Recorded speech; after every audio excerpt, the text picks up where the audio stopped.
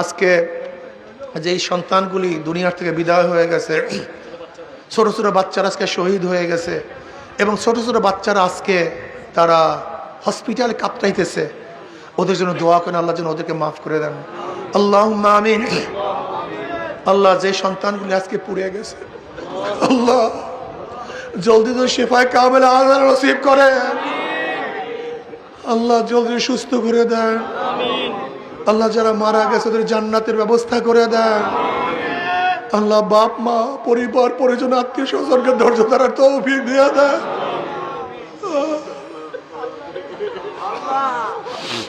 আল্লাহ দৃশ্য দেখা যায় না,